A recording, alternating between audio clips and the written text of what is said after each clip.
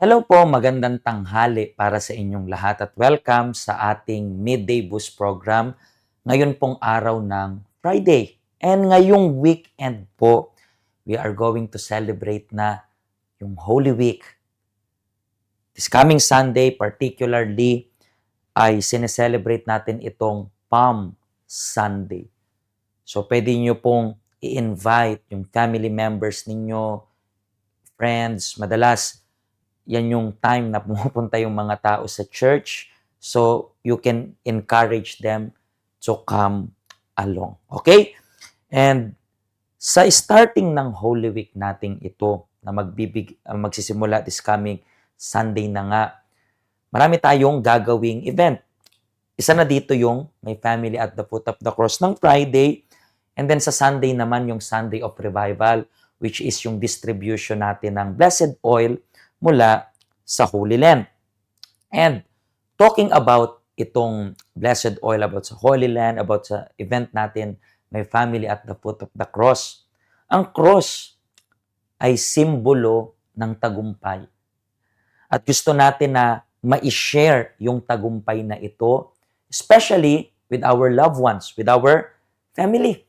That's the reason why my family at the foot of the cross, na kung saan isusulat natin yung names ng family members natin. Kung kaya, we are going to invite them. We are going to encourage them to come along with us, and then dadalhin natin sila at the foot of the cross. Biblical yan kasi nung nasa cross yung Panginoong Yesus sa Calvary, dun sa paanan ng cross, nandun si Mary na kanyang nanay. And sa buong week na to, actually ito yung finale ng episode natin, nag-uusapan natin kung posible pa bang maging maayos ang pamilya. And we're talking about yung dapat nating tandaan. At ngayon yung final part, yung part 5. And hindi ako mapapagod na i-remind kayo na if in any case, hindi nyo po napanood yung part 1 hanggang 4 at tumalon kayo sa part 5, hindi nyo masyadong gets. Pwedeng mag-gets ninyo yung message ngayon, pero may mga hindi kasi akong i-mention na mga stories na nabasa namin mula part 1 hanggang 4. So, mamimiss nyo po yung pinakaibig sabihin. So, mas maganda, panoorin nyo. Usually, nasa ano lang siya.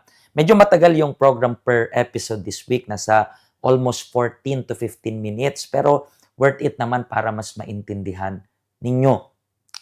So, i-pause nyo muna ako saglit. Punta kayo sa UCKG Hong Kong sa YouTube and punta kayo sa playlist. Nandyan po yung programs ng umaga, programs ng tanghali yung ngayon, and programs ng gabi. So, dyan namin yan ina-upload para it's way more organized compare sa Facebook na marami tayong pinopost. And speaking about our family at the foot of the cross, we stop yung verse na binasa natin dito. Yung tinanong nitong gwardiya, anong dapat kong gawin para maligtas? And then sumagot sila Paul na sumampalataya ka sa Panginoong Jesus, maliligtas ka at ang iyong pamilya. So, just reminder ng napag-usapan natin, review, okay, ng pinag-usapan natin yesterday, na ikaw muna, if you want your family members to be saved, the number one who needs to be saved first is ourselves. So, yun lang yung proper order. First us, and then afterwards, yung ating family members. So, importante yan. So, that's why panoorin nyo po yung kahapon para mas maliwanagan kayo na merong tamang order. So, let's continue after nito kung anong nangyari. Okay? Natigil tayo dito na sumampalataya ka sa Panginoong Yesus, maliligtas ka at ang iyong pamilya. And the next, at ipinangaral ni na Pablo ang salita ng Diyos sa kanya at sa lahat ng miyembro ng kanyang pamilya ng gabing iyon. Hinugasan ng gwardya ang kanilang sugat at nagpabautismo siya at ang kanyang buong pamilya.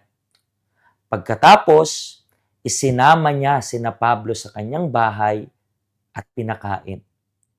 Natuwa ang gwardya at ang kanyang buong pamilya na sila'y sumampalataya na sa Diyos.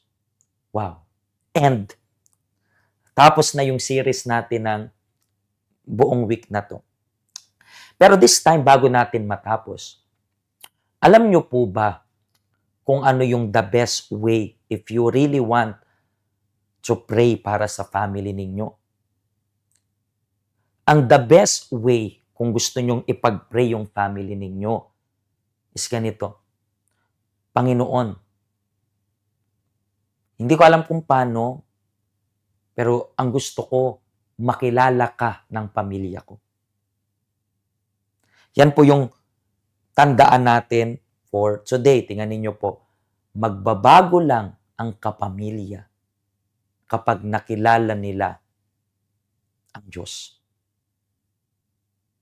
Magbabago lang ang kapamilya kapag nakilala nila ang Diyos. Siguro po, nandito ka sa point na iniisip mo like this. May sakit. Okay, fine. Bakit nagkasakit? Siguro walang discipline, naninigarilyo, mayroong addiction. And then, nandyan ka sa point na nagpe-pray ka, alisin yung problema. Alisin yung ganito, alisin yung ganito. Fine. Ang ganda na ma-mention mo na maalis yung problema ng family members mo. Wala namang mali. Pero yung taong hindi pa nakakilala sa Diyos ay magke-create ng panibagong problema. Pwedeng na-solve yung isang problem and then next time magpe-pray ka na naman na isolve yung another problem. And maybe yan yung nangyayari sa inyo. You keep on praying of problema. Wala nang katapusang problema.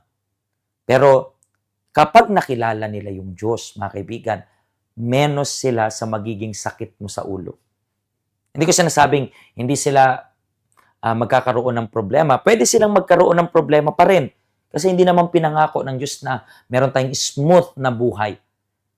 Pero hindi ka na mag-aalala ng sobra. Bakit? Alam na nila kung paano lumapit sa Diyos. Kilala nila ng Diyos eh. So hindi na sila yung tao na pwedeng tatawag sila sa'yo para sabihin natin. Maybe hindi nga eh. Baka hindi na sila tumawag sa'yo para di ka na mag-alala. Pero alam nila kung kanino na sila diretso. Sa Diyos. Sa Diyos. Baka ikwento na lang nila yung problema nila kapag napagtagumpayan na nila. Testimony na. Magugulat ka, hindi ko alam na pinagdaanan pala yan ng anak ko. Bakit? Kasi alam na nila kung kanino diretso. So, kung ikaw yung klase ng tao, nakafocus ka na ipag-pray, problema nila, fine, walang mali. Kung gusto mong ipag-pray na ganyan, nasa sayo yan. Pero ang magiging tanong is ganito, paano bukas? Ang pinaka-the best is makilala nila yung Diyos. At yan yung gagawin natin sa My Family at the Foot of the Cross. Alam ko, sinulat nyo yung names ng family members ninyo, pero sabihin nyo ganito, Panginoon, gusto kong makilala kanila. Hindi nyo isa-surrender yung problema lang ng family members ninyo. Ang isuko nyo buhay nila. Sabihin nyo sa prayer ninyo, kapag gumagawa na tayo ng prayer at hawak ninyo yung picture ng family ninyo, hawak ninyo yung names ng family members ninyo, ang prayer nyo, you should pray like this, O Panginoong Diyos, hayaan mo na makilala kanila. Ito yung gusto ko, makilala kanila. Set aside mo yung problem. Bakit? Sa oras na makilala nila yung Diyos, magiging masaya sila. Katulad ng sabi nila dito sa pinakababa, natuwa ang gwardya at ang kanyang buong pamilya na sila'y sumasampalataya na sa Diyos. Tandaan niyo po yan. Ang right prayer is hindi alisin ng Diyos yung problem. Ang right prayer is makilala nila yung Diyos. Diyan magbabago yung pamilya nyo. Tandaan niyo po yung 5 bagay na yan. Kung makakalimutan nyo, balikan nyo po sa ating YouTube. Okay? Bisitahin nyo po kami ngayong weekend na to sa ating Palm Sunday. Nandyan po yung ating schedule. Nandyan po yung ating address. Nandyan po yung ating helpline. Feel free to contact us. Okay? Mga kaibigan, pagpalain po kayo ng Diyos. Magkita tayo ngayong weekend. And next week, magkita-kita tayo meron akong special na gagawin by next week sa midday boost natin. Holy Week special. Pag-usapan natin yung buong Holy Week.